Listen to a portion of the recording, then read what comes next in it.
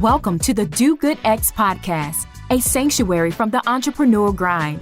Hosts Kimberly Danielle and Stephen Lewis, advocates for impactful entrepreneurship, guide you on the path where purpose meets business. Join us to slow down, reconnect, and explore the challenges of under-resourced entrepreneurs, uncovering the unique journey of building businesses that make a difference. Now, your hosts.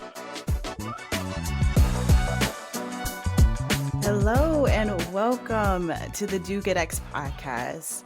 Thank you for joining us. We appreciate you being here. If you are a loyal listener or if you are tuning in for the first time, welcome, welcome, welcome. I am Kimberly Danielle and I will be the host, the sole host for this particular episode. I am a community builder. I am a coach and a communication strategist. And I come from generations of faith-driven entrepreneurs who believe that our purpose should drive us to contribute to the common good. I'm really looking forward to our episode today because we have a tech founder joining us who has magnetic energy, who is vibrant, and who is making an impact through his businesses. So I'm going to go ahead and dive in and introduce you to someone no other than the Jay Johnson, CEO and co-founder of Intel. I remember connecting with Jay back in, I believe it was early 2023, and I was really inspired by his story.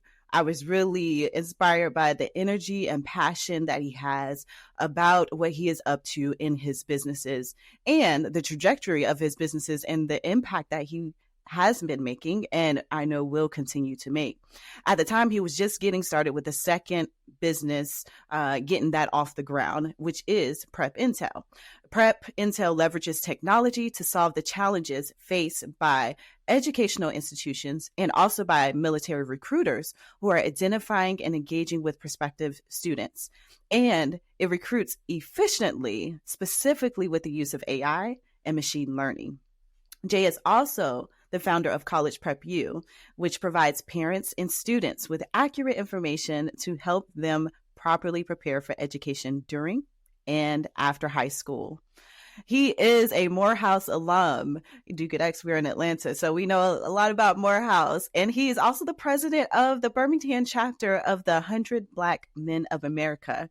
He also previously served as an executive for a Fortune 100 company, is a certified collegiate independent counselor. I mean, the list just goes on. He sits on many advisory boards from the University of Alabama to the University of Pennsylvania, the Naval Academy, Clark Atlanta University. He's a little bit of everywhere. And finally, I will say, he is currently an entrepreneur in residence with Techstars and has been selected to participate in many competitive accelerator programs for his businesses and for his leadership as an entrepreneur.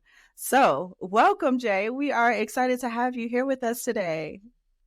Oh, Kimberly, thank you for being here, man. That just made me think about all the things that I just do on a just period, man. It's a blessing, but whew, that's a lot of things. That's a lot on that plate, I tell you. Look, I don't know how you juggle it all.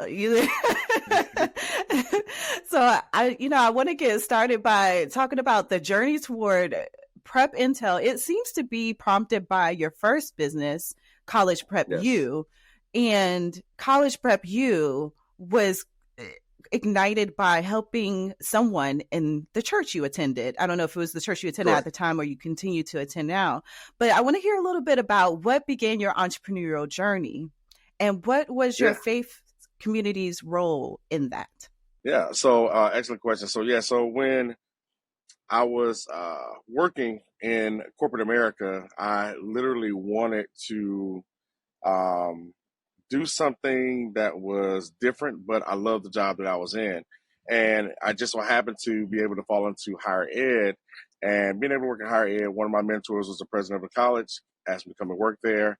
And I enjoyed it. Like literally, I was working in the admission office and I was just helping out. Like I wasn't making the money that I was used to making, but the impact was just like phenomenal. And so that alone was like worth the price. And so I ended up leaving higher ed after 3.5 years, going back to corporate America. And it just so happened that during that time period, I had made so many connections.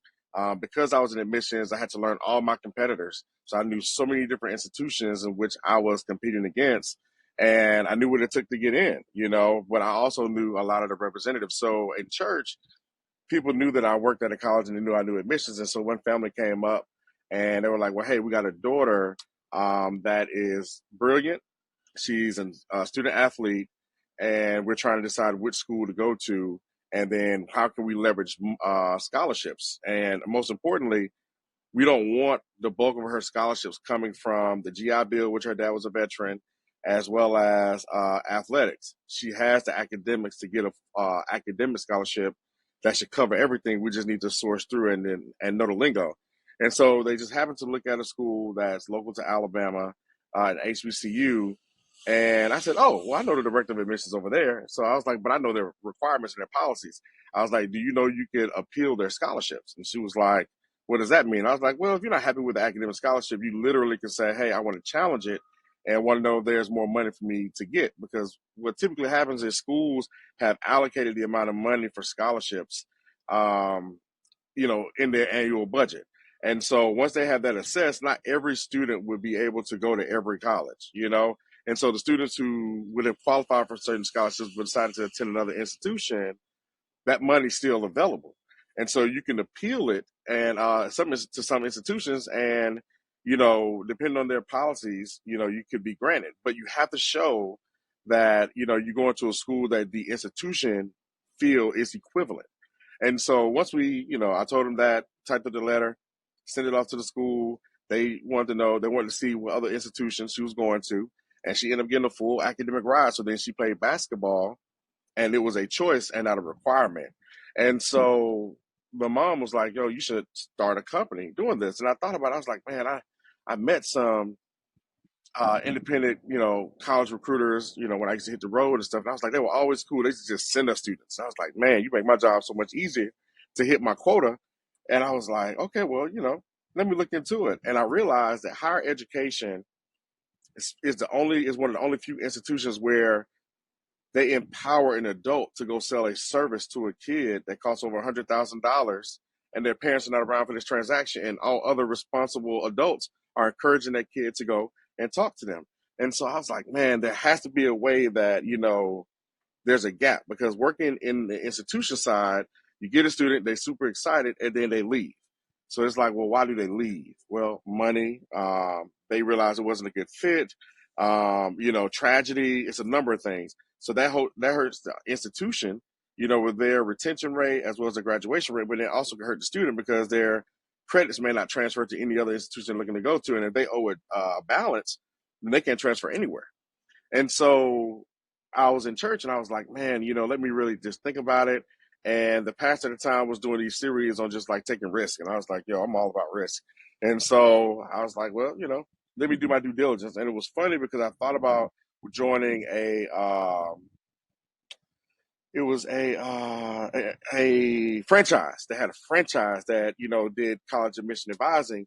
And so I went to go look at this franchise and I was like, man, this could be cool, but I'm looking at all the barriers that this franchise put around. I'm looking at the profit margins. I'm looking at the other franchisee owners, and I'm looking at the owner of the franchise. And I was like, it just doesn't make sense. It's not adding up. Like they say, the math ain't math. And so I was like, yeah, no. So I prayed. I was like, it was crazy because it happened July 2017 during the solar eclipse. So literally I was driving to this city to go view this place this business, and the eclipse was happening. And I was like, man, when I got there, I saw the sun, get blacked out, got dark, and then the light came on. So I kind of took that metaphorically. Like in my mind, I didn't really know how to put a company like this together.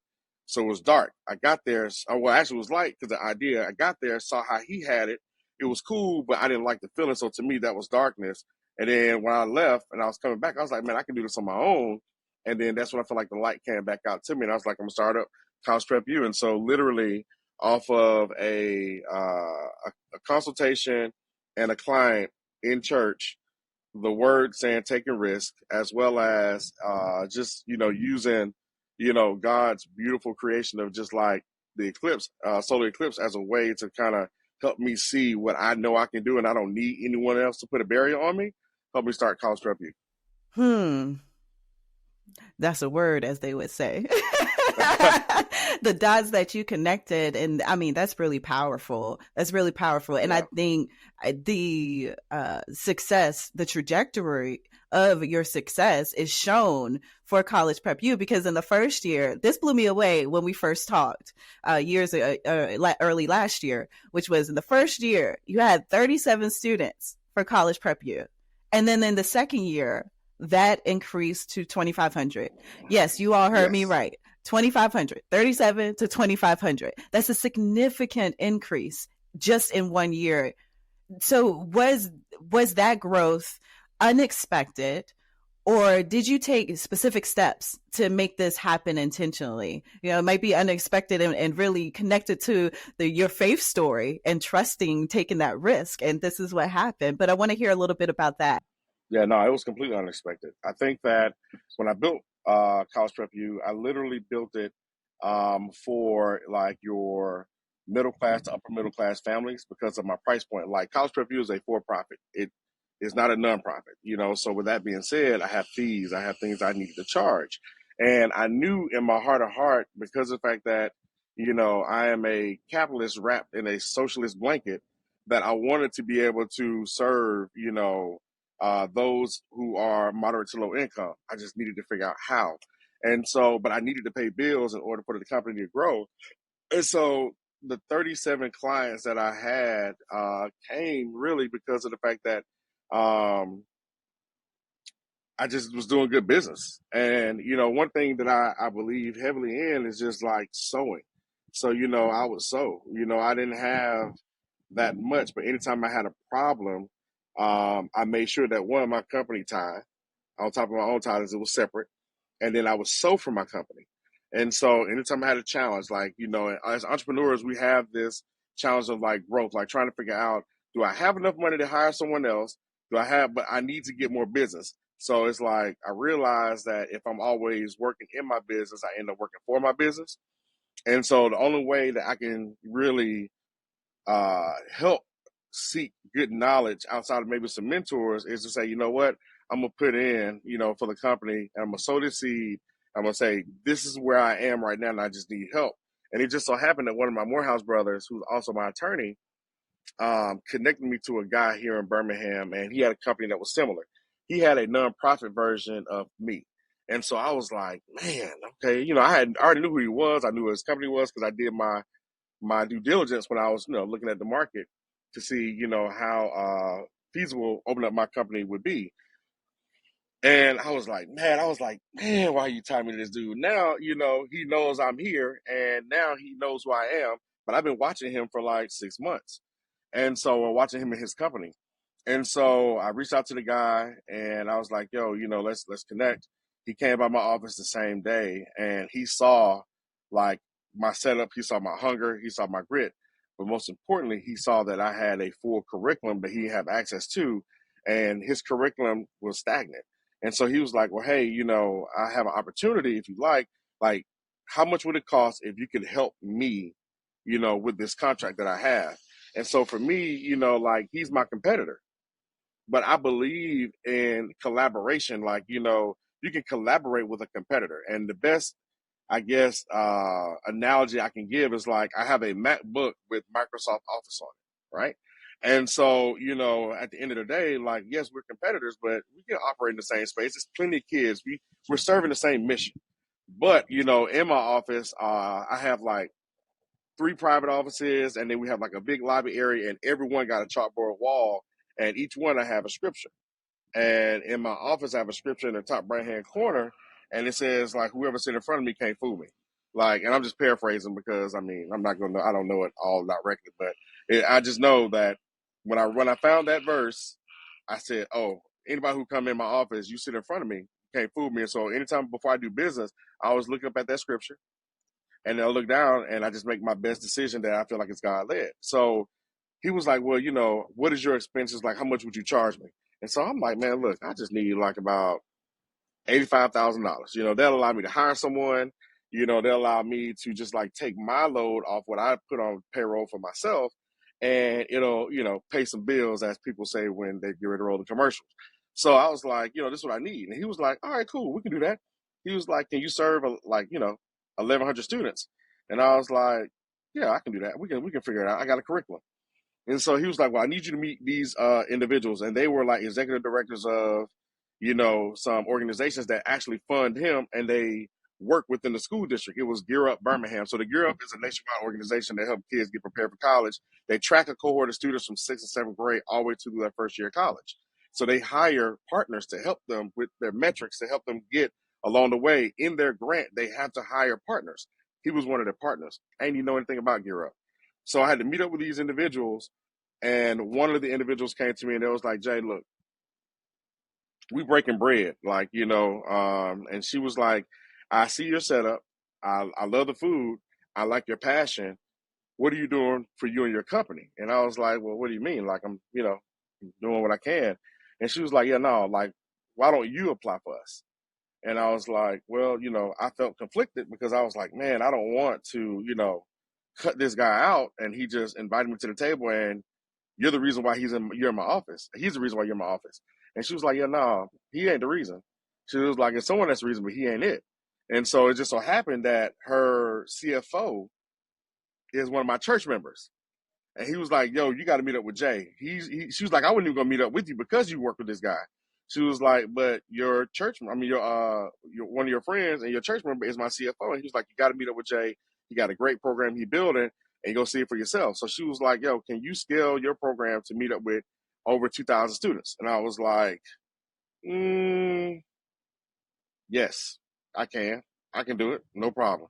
And so she was like, all right, we'll draw a plan out. She's like, but before you even give me a proposal for that, I need to test you out. I said, all right. She's like, summer coming up, we need a program. 3 weeks, we'll give you like 30, 40K to run this program. And I was like, 30, 40,000. I was like, okay, bet. I only needed 80.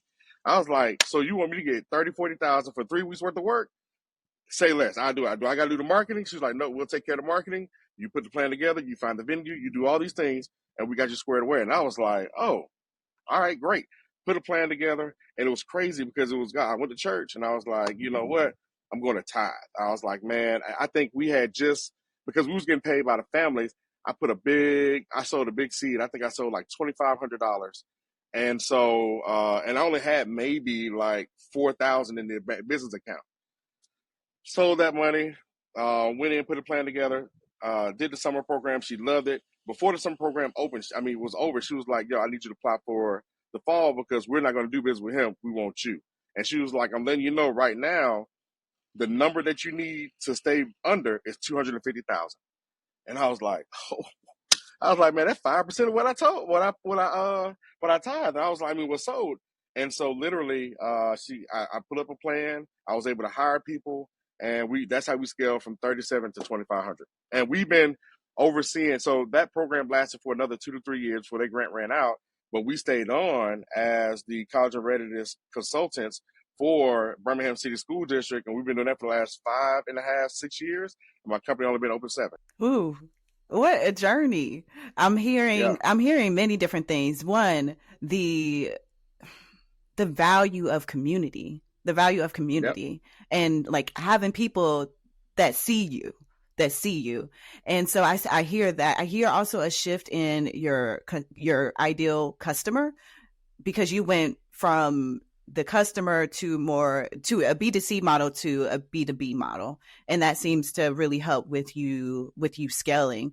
And might I assume that you were prepared for this when you were asked, and for that level of scale in that moment, you were prepared for this. So I'm curious what challenges and also what opportunities did you experience in scaling and growing your business this fast? Yeah. So no, I wasn't prepared at all. I think one of the biggest things is I understood their vision. I did my due diligence on the organization. I saw how they met with, what other previous partners they had, or even current partners, and how they operated. And I had to think about what's the best way to see over 2,000 students at, like in a significant amount of time and still be able to have impact.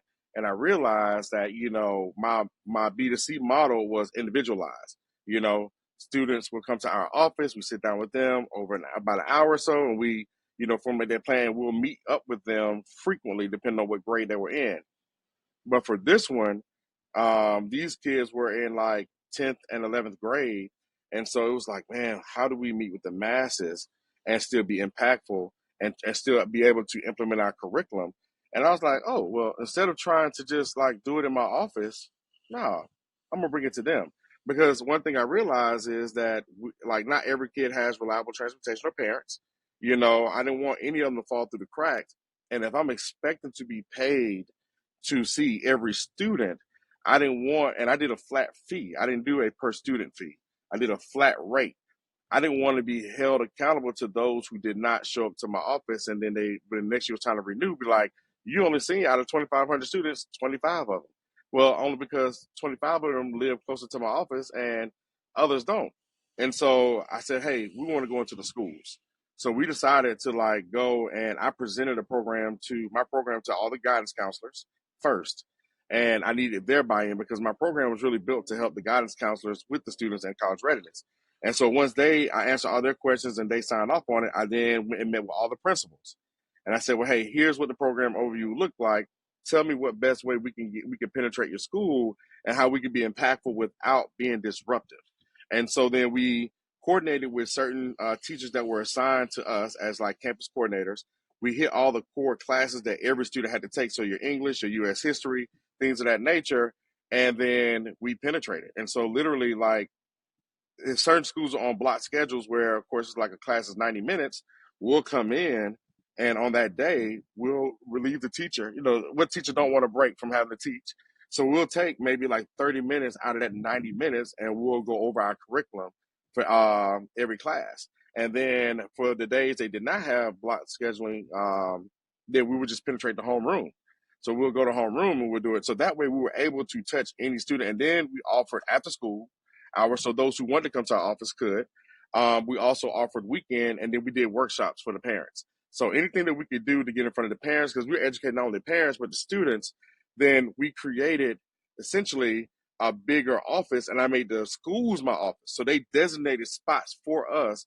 Then students can then come to us during the school day if we weren't able to penetrate their class, and we put them on the schedule. So the principals, the teachers, and everyone else knew when we were coming in and where we were going to be located, what classes we would go to, and then we just put in long work days at each school, which a long work day is like 9 to 2, right? That's nothing. With an hour for lunch. So with that being said, it just made it much easier to penetrate, and then we became more effective, and then we just started tracking the data. One of the biggest challenges that I had was really just being okay with being uncomfortable and really knowing that, you know, God put this opportunity in front of me, and I did everything right in his house first within my heart. You know, it wasn't what I put into the offering. It wasn't me going to church. It was like, yo, I really am building this business because I want to be impactful. I need you to help me. I built this business in your house. Now your house, all I'm doing is spreading it out. And so spreading your word. And so literally, I didn't even have any fear after that point because I saw an organization that would believe in me.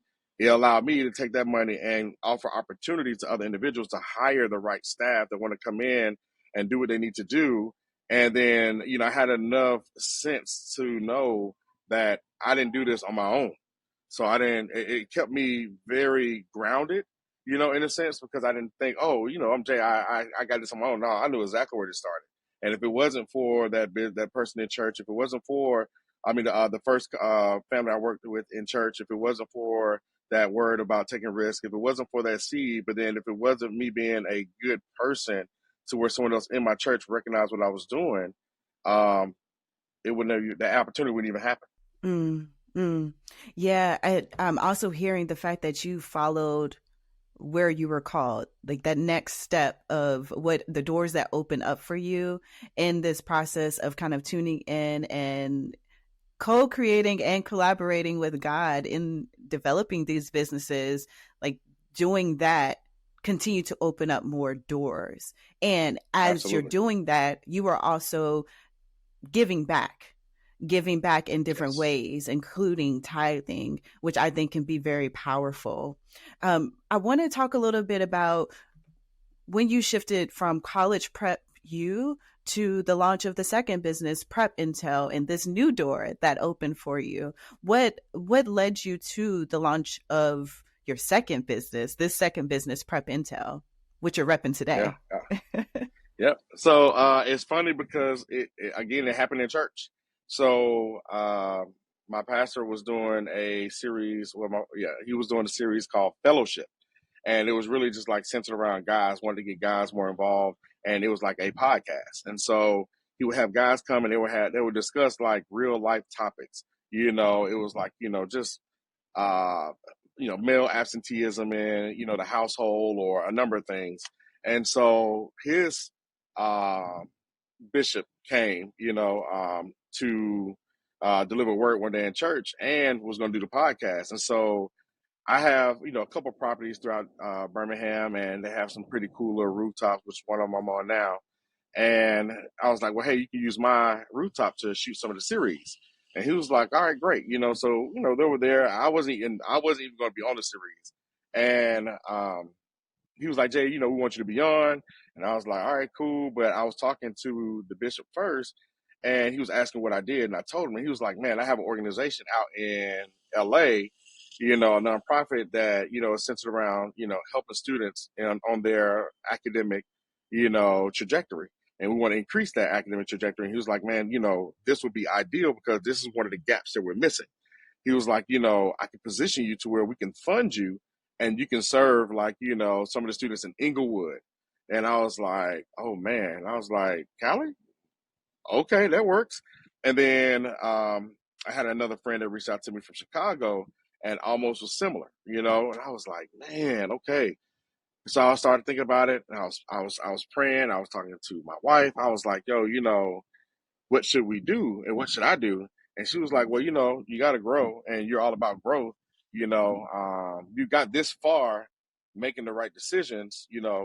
Go for it, right? But you make whatever decision you do. I got you.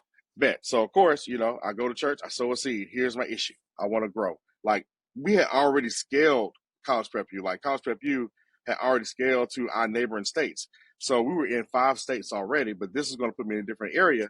And the money was there. All I had to do was go out there and just really just like set up shop. So I started doing my due diligence, and I was like, man, something still doesn't feel right. Like I just can't shake this feeling. And, to scale to that magnitude, of that distance, I was like, man, I'm gonna be back and forth, back and forth, back and forth. And I was like, I don't know if I should do it, which is crazy because the money that was on the table was probably, man, 3 times my contract in some of the school districts that we were starting to work in. And so I was like, man, I can't be led by money. It's just something that's just telling me not to do it. And so I'll never forget, it was, we were doing watch hour service. And in watch hour service, the pastor was like, look to your neighbor left and right and just say, I don't know what you got going, but something's going to happen. And so a lady who I didn't know said that to me, and she hugged me. She said, I feel like you run a business, and I feel like it's about to grow beyond your control, but you can't do it. She was like, you can't be there. I don't know who you are, what you do, but you can't be there. You got to figure something out. And what you think you should do is going to be the exact opposite. And I was like, all right, well, cool. Well, I'll take that. I receive it. I didn't know it.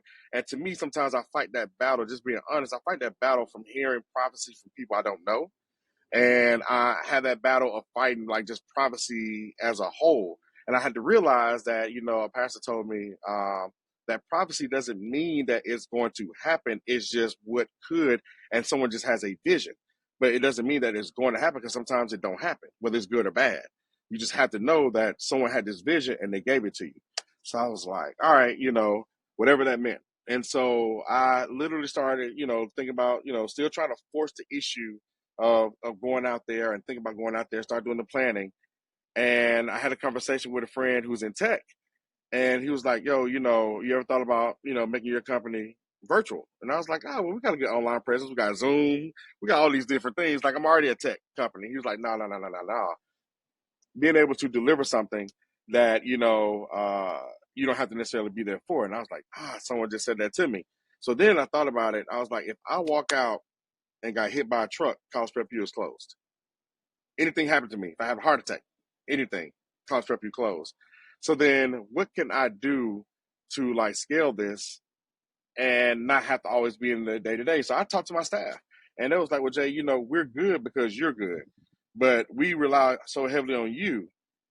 But if we had a system that knew how you thought, or at least knew how to find the resources that you could outside of Google, that would be beneficial to all of us, and that can cut our training time down. I was like, man, that's right. And so I talked to a good buddy of mine who's a professor at Clemson, and he was like, yeah, man, you could do something like machine learning. And I was like, well, what's machine learning? He was like, you can, teach a machine to think like you think. And I was like, oh, like the algorithm side. He was like, no, it's that, but it's a little bit different. And he was like, AI is about to hit the scene. Now, mind you, this was like 2.5 years ago. He was like, AI is about to hit the scene heavy on a consumer level. He was like, it's already there. It's already relevant, but it's about to hit on a consumer level to where it's going to be made readily available more so to y'all. And I was like, okay, well, like the Will Smith movie, the Tom Cruise movie. He was like, yeah, something like that. And so I was like, well, teach me more. And so I literally started, learning more about how artificial intelligence, was going to make its way and what machine learning really was, and started jumping into the tech ecosystem because I didn't understand it. It just so happened that one of my good friends is a cybersecurity attorney, and he was the highest ranking African American executive at TikTok, and he said he did the chair for cybersecurity at TikTok. So I was like, man, tell me more about this tech side. He was like, man, the biggest misconception is that people think that all tech, that tech is filled with engineers. He was like, less than 2% of people in tech are engineers or developers. And I was like, you lying. He's like, no. He's like, you got teachers, you got business people, you got marketers, you got all this stuff. You got people who code, but that's a very small few. When we look at overarching population.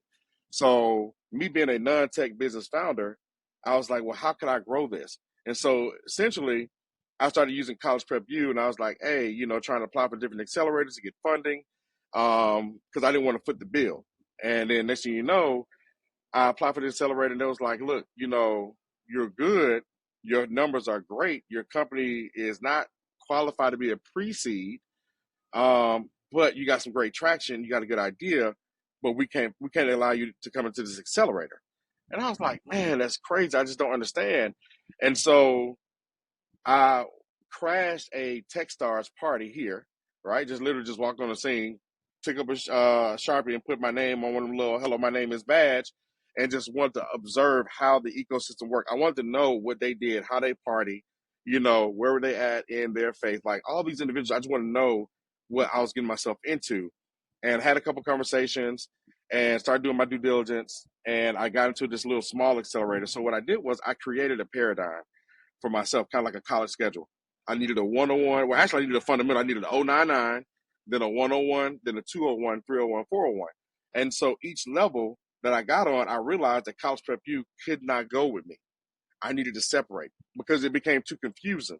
And one of my friends who's a VC, a venture capitalist, he was like, well, if I gave you money, how do I know that the money I'm giving you is not going to your existing debt and it's going to go to creation? And I was like, man, I don't know. I mean, I got payroll already. That would just give me more, cushion. And he was like, yeah, but that doesn't mean it's going to innovate. He was like, if for every dollar I give you, at most you can give me $2 to $3 in return. I was like, well, that's a good return. That's $3. That's 3 times your investment. He's like, yeah, I need 1,000. I said, 1,000 what? He was like, $1 for every $1. I said, man, I don't know how you're going to do that. And so that's when I realized that in tech, how the money flow, it runs differently because it becomes a product that can be massively scaled and produced, and people can invest in it, and then because of the usage. And so that's when he told me, so your biggest problem is you're going out here and you're still giving College Prep U pitch, but you're not building a College Prep U product. And so the best way, and this gonna sound kind of crazy, Kimberly, but like flow with me. The best way I can separate the two is that College Prep U was like the Cosby Show.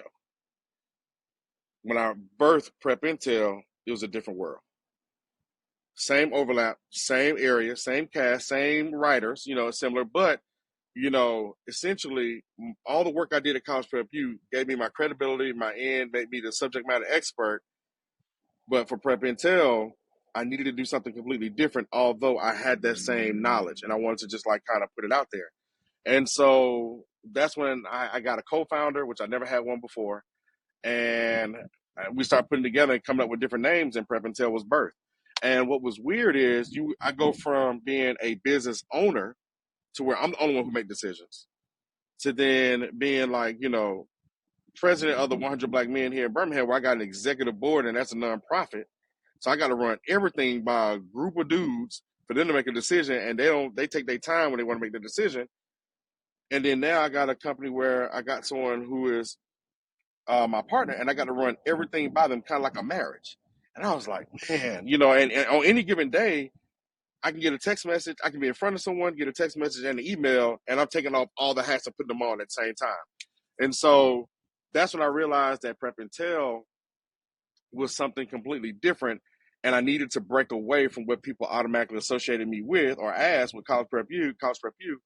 But then at the end of but also I need to make sure that it was a clear understanding that it's going to be in the same arena. And, I read this book, The Art of the Pivot, and you got to be very agile in your way of thinking. And then you got to be very, you got to be able to prove that what you're building works. And with me not being a person who know tech, I didn't want to rush in because I understood that people lost more money by not doing their due diligence, not doing focus groups, not taking their time, like not understanding the hypothesis, and then trying to prove the truth in what you really is based on a lie, because you just think people want what you're building, you don't know it. And so I was like, man, okay, so I'm taking my time. So my mindset became, I'm taking my time. And in church, we had a sermon that was on not rushing. And at the end of the day, I was like, man, so if you don't rush, it doesn't mean that you win. Like, your appointment with God is already set. So when it's time for you to die, that appointment, all he's doing is fulfilling that appointment. So ain't no point in rushing to death. Ain't no point in rushing to that appointment. Live your life, slow it down. And so my mentality came like, I'm building a tech company in a crock pot and not a microwave. So I took my time. I did many accelerators, and I set a goal for what I wanted to do. And every accelerator that I got, if I got some cash from them, I sold it and prayed for the next one, and just was really responsible about what I did. And then Prep and Tell came, and it was crazy because it was completely different than what I used to. College Prep U helps students navigate the college admission process. Prep and Tell is a platform that helps streamline the post-secondary recruitment process for recruiters. So now I'm on the other side of the match. I now work with the colleges and charge them and take my program that I'm building and make it free to students. Mm. There is a lot in what you just shared. I wrote down different things from you moving from a tech-enabled, just being a tech-enabled business, to a tech business with Prep Intel. And then also, again, the importance of your faith, being strategic about scale, taking a risk, being eager to learn before doing, to make sure what you're doing is the right thing for your customers, for your field, right, and what you are up to. The agility, the openness to pivoting, moving from a service to a product, and having the gift, but also the challenge in having your hands in all worlds of being a solo kind of founder, running a nonprofit, and then working with a co-founder. There's so much richness in your story. For those of you who are listening, if this conversation with Jay is sparking some deeper reflection or rethinking about how you are moving in your business, make sure you keep on staying tuned, but also visit dogoodx.org, because you can subscribe to our email, keep posted on resources and tips like what Jay is sharing from other folks, and join our Do Good X LinkedIn community, where we share resources, and we provide a community for entrepreneurs and change makers. So we're going to now move to our segment Off the Cuff, where we have a series of questions that we're just going to ask Jay. And, Jay, just share what comes off the top of your head. And these are quick, fast paced, whatever comes to mind. I got you. So here we go. What has been the greatest lesson so far on your entrepreneurial journey? That rejection is just redirection. Not be afraid of the no's. And honestly, the difference between anyone who is like super successful and someone who is not is the fact that that person who's super successful has taken more no's.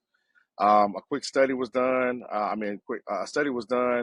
with like some of the top professionals in the world like years ago, and the two commonalities that they found out that that each one, well, not each one, but most of them shared was: one, in order to be a professional, you need to do something for at least 10 years. Two, don't quit. That's it. So like, you have those, you follow those guidelines, you should be good to go.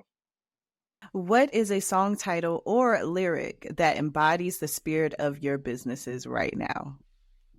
Oh man, I got to choose another one because I'm from Atlanta, so it's gonna be something definitely trap. I honestly, I'm just gonna say I might have to say like 3 6 Mafia, tear the club up, Ooh. because that's my mindset to everything. Like I need to go in and literally rip it all up, and then just bring it back together. So I mean, I know that's not probably the best, but I can always say Jesus Walk by Kanye West. There. Well, you can say both. You can have a look. You can have both. Hey, hey, look, I'll tell you this. Anytime I get ready to close, like if I'm getting ready to go and do a presentation, one of the songs that I listen to a lot is the 10 Crack Commandments by Biggie. I keep Outkast on rotation. I love my demo day with Techstars. I use Swagger Like Us with T.I. and Jay-Z. Um, but then, of course, in my mind, I'm always like, I'm the best. So, no one is going to beat me. So, DJ Khaled, all I do is win, There you even go. when I lose. There you go. You all can be adding to your playlist that hypes you up for when you have to walk in the door and do a pitch or anything like that, or get your day started. Speaking of Right. which, what is one daily, weekly, or monthly practice that sets you up for success as an entrepreneur? Man, I take time out for myself now. I think one of the biggest things when I was in Techstars in Tulsa, Oklahoma, in November, I had my very first panic attack. And it was like anxiety. I was away from my family. I was away from like, college prep. I had no control over that. And we had reached a point at Prep Intel in the accelerator where it was more technical. So my co-founder literally was running with this. And I just had a regiment of just like going to the office, working late, going to get something to eat, then going back to my apartment. And just like, it was just silence. And so I learned that I need to really do more for me. And I was really big in that with College Prep U, because we cut an hour out of the day. Um, Anyone that's in the office at 11 o'clock, we shut the office down. It's not lunchtime, but we shut it down. And in that time period, I learned from like Japanese businesses, the Japanese business culture, that you could take that time and take a nap, kind of reset your day, and then you go to lunch, and then you start the second half of your day. So anyone who's in my office at any given time, 11 o'clock, you may walk by my door and try to tug it. The light's going to be off, the door going to be locked, and someone's in there sleeping. I got couches everywhere. So I did not have that same mindset with Prep Intel, which I had to get back to the basics, but it was like doing things for me. So like going to sporting events, going to get a massage, getting a pedicure, doing things that I like to do. So that way I can have my own time, because people say meditate, but I ain't know how to meditate, because I'm thinking about, am I meditating? Am I meditating? Am I meditating? But I can find meditation in just like doing stuff that I enjoy, even if it's playing video games. Mm-hmm. So finding time for you. That's so important. How much of your success do you attribute to your faith versus your own grit, will, and hustle?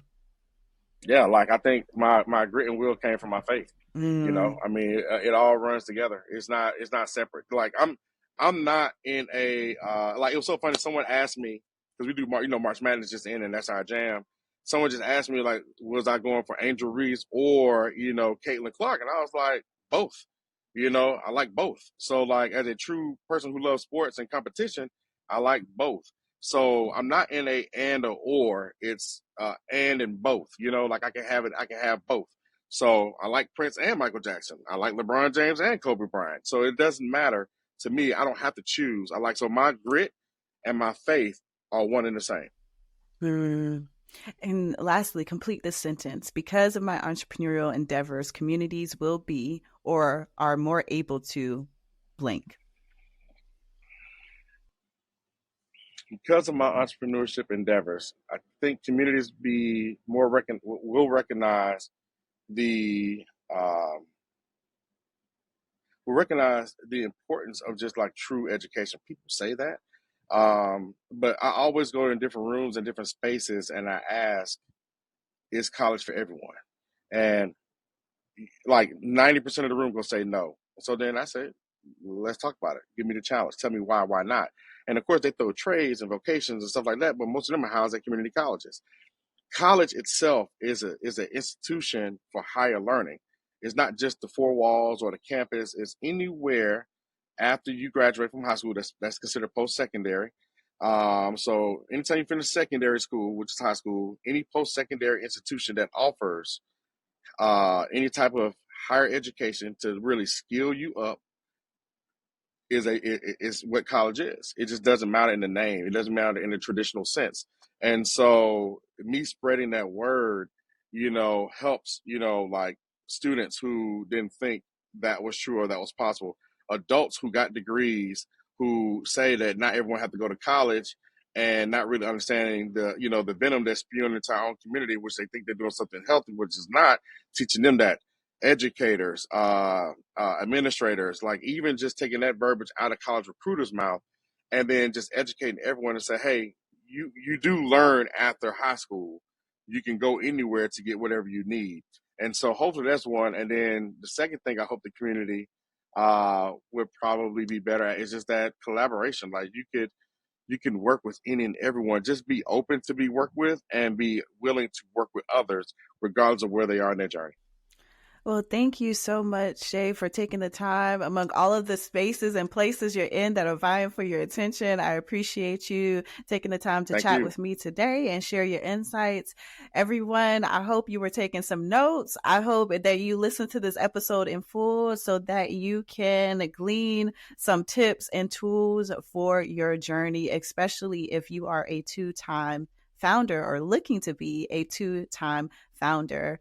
Please keep tuning in, and I look forward to not seeing you, but I look forward to you joining us in future episodes. Until then, do good. Thank you for listening to the Do Good X podcast. To continue the conversation or access our resources, visit www.dogoodx.org. Join us again for conversations that will nourish your soul, ignite your dreams, and empower you to build an impactful business, one intentional step at a time. Until then, keep striving, thriving, and doing good.